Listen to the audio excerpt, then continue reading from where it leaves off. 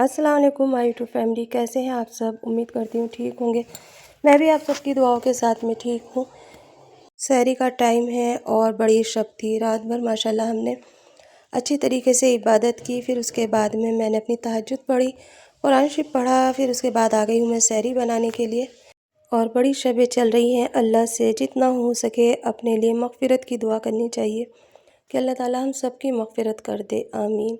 और यहाँ पर मैं बनाऊँगी पराठे और बस वही अपनी नॉर्मल सी चाय, वही अपना जो नॉर्मल रूटीन रहता है। क्योंकि सहरी में ना ज़्यादा खाया तो जाता नहीं है। इस वक्त तो वैसे ही नींद का ग़लबा बहुत तेज़ी के साथ दिमाग पे रहता है, लेकिन साथों साथ ये भी फ़िक्र है कि ये साल का आखिरी महीना जो चला जाएगा तो फिर नहीं आएगा। इस महीने में अल्लाह से बस जितनी हो सके मग़फ़िरत मांग लूँ। आखिरी अशरा है, पता नहीं अल्लाह ताला किस पे कुन फ़याकून कर दे। बहुत ज़िंदगी जी ली है, सबके बारे में सोच लिया, अपने बारे में भी सोचा, बहुत कुछ करा। अब बस ये दिल करता है कि जितना हो सके ना अपनी आखिरत के लिए ज़ख़ीरा समेट ले। पता नहीं कब अल्लाह के यहाँ से बुलावा आ जाए और कब उसके यहाँ जाने के लिए तैयारी करनी पड़े। हम दुनिया में रह के दुनियादारी की तो बहुत ज़्यादा तैयारी करते हैं, लेकिन हम कभी ये नहीं सोचते कि मौत अनक़रीब है, कब आ जाए। कोई सामान कुछ नहीं लेके जाएगी, वो सिर्फ़ हमें लेके जाएगी साथ में। ना ही हम कुछ लेके जाएंगे अच्छे अमाल, और बस जो अपने पास पड़ा हुआ है वही लेके जाना है। लेकिन उसकी तैयारी छोड़ कर के हम दुनिया की हर चीज़ में ऐसे खो जाते हैं ना कि बस कुछ याद ही नहीं रहता है कि हाँ कब क्या होगा। और यहाँ मेरी बेटी आ गई थी तो मैंने उससे कहा कि तुम वहीं रुको, मैं अभी तुम्हें बना कर के दे रही हूँ, और जब तक मैं हूँ यहाँ पर दुनिया में और तुम्हारे साथ, तब तक के मैं सहरी बना के दूँगी। और उसके बाद तुम अपनी ज़िंदगी में अपने बच्चों के साथ इस तरह से ही करा करना। बहुत सारी माएँ क्या करती हैं ना, बच्चों के ऊपर डिपेंड हो जाती है। जैसे ही बच्चा थोड़ा बड़ा हुआ, सहरी की, इफ्तार की, हर चीज़ की उन्हीं के ऊपर ज़िम्मेदारियाँ डाल देती हैं, और उसमें ही बच्चा कहीं न कहीं उलझ जाता है। उसे ये महसूस कराया जाता है तुम बड़े हो गए हो और अब तुम ये सारे काम करने लगो और सीख जाओ। लेकिन बच्चों को है ना बच्चों की तरह ही जीने देना चाहिए। माँ के घर में जो बच्चे ऐश आराम सुकून कर लेते हैं, सीख लेते हैं, वो बहुत बड़ी बात होती है। और आज बहुत दिनों के बाद मैं अपने मायके जाऊंगी। इफ्तार की दावत है। काफ़ी साल हो गए मैंने इफ्तार तो करी वहाँ पे, लेकिन हाँ सहरी नहीं करी थी, क्योंकि पास के पास में रहते थे और मैं रुका ही नहीं करती थी। अल्लाह बख्शे पापा थे, अम्मी थी, तो अफ्तार के लिए मैं जाया करती थी। भाभियाँ भी बुलाती हैं माशाल्लाह से, सभी लोग ये नहीं कि नहीं बुलाते। लेकिन मेरी शुरू से एक आदत पता नहीं क्यों रही कि मैं रमज़ान मुबारक में कहीं नहीं जाती। मैंने पापा से भी कह देती थी, मैं कि पापा मुझे ना पूरे 11 महीने कभी भी बुलाओ, मैं आ जाऊँगी, लेकिन मुझे रमज़ान में मत बुलाया करो। रमज़ान में मुझे अपने घर के रमज़ान, अपने घर की अफ्तार, सहरी सब कुछ अच्छा लगता है अपने घर का, क्योंकि पता नहीं कि एक सुकून सा मिलता है और ऐसा लगता है कि हाँ हम अपने घर में हैं। अपने वहाँ पे भी जब हम देखो किसी के यहाँ पे भी जाते हैं ना, वो हमें अपने से ज़्यादा हमारे लिए सहूलियतें करते हैं। वो चाहते हैं कि सहरीदार रोज़ेदार की सहरी अच्छे से हो, उसके अफ्तार अच्छे से हो। लेकिन कहीं न कहीं पता नहीं क्यों मेरे दिल दिमाग में ये रहता है कि मुझे अपने घर पे ही अच्छा लगता है। पिछले साल इससे 2 साल पहले मैं मुंबई में थी। मेरी बाजी इतना बुला रही थी, मुझे बार-बार फ़ोन कर रही थी।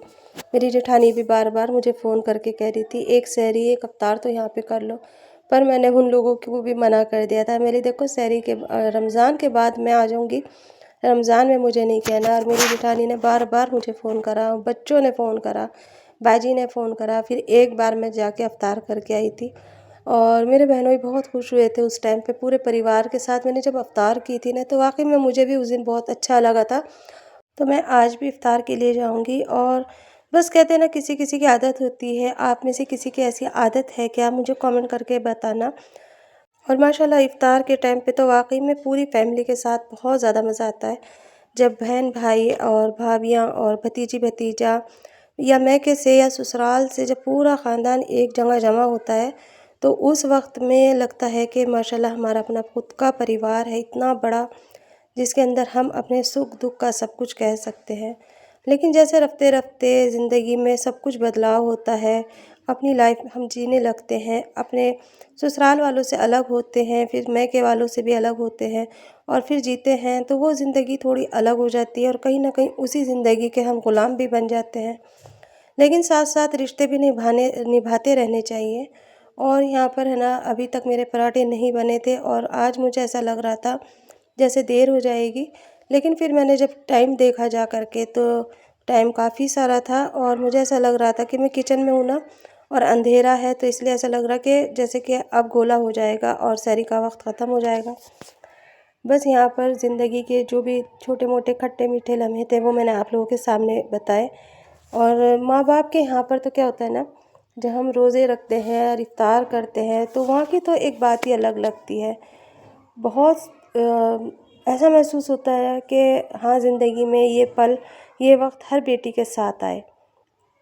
ससुराल में भी यही बात होती है और अब हमारी फैमिली कैसे हो गई है, जैसे सब अपनी अपनी घर गृहस्थी में है, पूछते हैं सब एक दूसरे को पूछते हैं, बुलाते हैं, करते हैं और सभी लोग जाते भी हैं आते भी हैं, लेकिन बस मेरा मिजाज थोड़ा अलग है उनसे, या मेरी सोच अलग है। आखिरी अशरे में मैं कभी भी किसी के घर नहीं गई और जाती भी नहीं हूँ और आज मैं इंशाल्लाह जाऊंगी और आप सबके लिए दुआ करूंगी। आप सबके कैसे रोज़े चल रहे हैं मुझे ज़रूर बताना। और ज़िंदगी की रूटीन ऐसे ही चलती है और चलती चली जाती है। बस अल्लाह ताला अगले साल हम सबको माह रमज़ान साथ खैरियत के नसीब करे। आपके प्यारे प्यारे कमेंट्स आते ना, तो उससे एक मोटिवेशनल ऐसा लगता है कि नहीं, मैं सही चल रही हूँ। और ये व्लॉग बनाना जो है, मैंने आप लोगों से पहले भी कहा था, ये मेरी कोई मजबूरी नहीं है, ये मेरा शौक़ है। मैं अपने आप को बिज़ी रखना चाहती हूँ, मैं अपने आप में खोई रहना चाहती हूँ। मैं नहीं चाहती कि मेरी लाइफ के अंदर दवाइयाँ और ये सारी चीज़ें आएँ, क्योंकि एक उम्र जब आ जाती है ना, तो उसमें हमें दवाइयाँ लग जाती हैं, हम डिप्रेस रहने लगते हैं। नमाज़ कुरान अपनी जगह होता है, लेकिन उसके साथ-साथ है ना, ये भी सारी चीज़ें लग जाती हैं। और आप सब ने अपने-अपने बच्चों के कपड़े मँगा लिए हैं क्या? मैंने अपने दोनों बच्चियों के कपड़े मँगा लिए हैं, लेकर आ गई हूँ मैं। और माशाल्लाह मेरी त्योहारी भी, ईदी भी आ गई है घर पे और मेरे भी कपड़े आ गए हैं माशाल्लाह से।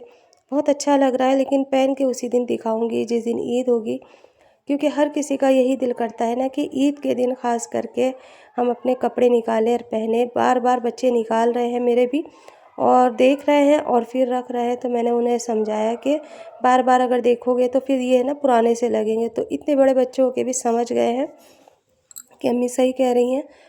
और अभी मैं यहाँ पर है ना, जल्दी-जल्दी किचन का काम समेट रही हूँ ताकि हम टाइम सिर पहुँच जाएँ। और ऐसे भी नहीं अच्छा लगता ना कि हम बिल्कुल एंड टाइम पे जाएँ और एंड टाइम पे आ जाएँ। लेकिन जहाँ तक मुझे लग रहा है, आज मेरे साथ ऐसे ही होने वाला है, क्योंकि सुबह में मैं जब सैरी करके सो गई, मेरी आँख काफ़ी लेट खुली और फिर मुझे एहसास हुआ कि आज मुझे जाना था।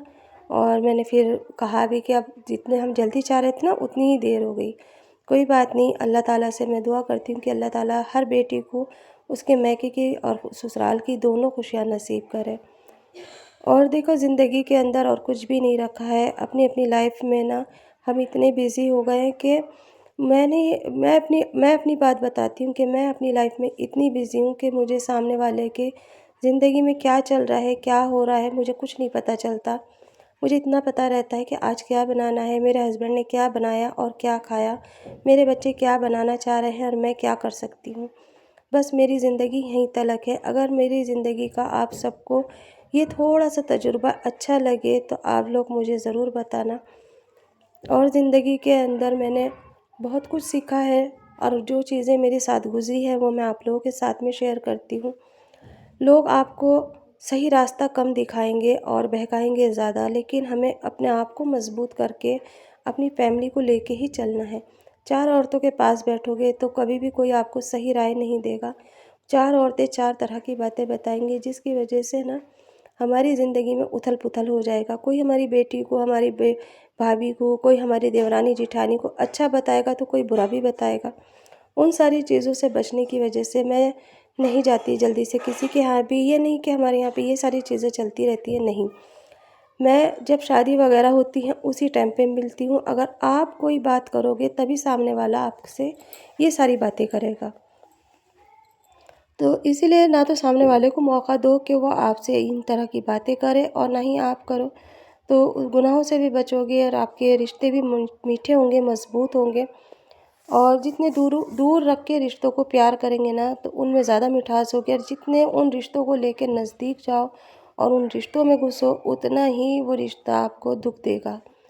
तो यहाँ पर मैंने अपनी सारी तैयारी कर ली है। अब कपड़े वगैरह मैं सोच रही हूँ, मैं अपने जो डेली यूज़ के रहते हैं मैं वही पहन के जाऊँ या मैं चेंज कर लूँ, लेकिन बच्चे कह रहे हैं कि चेंज कर लो, और मुझे आराम इन्हीं कपड़ों में मिलता है जो मेरे ढीले ढाले कपड़े होते हैं।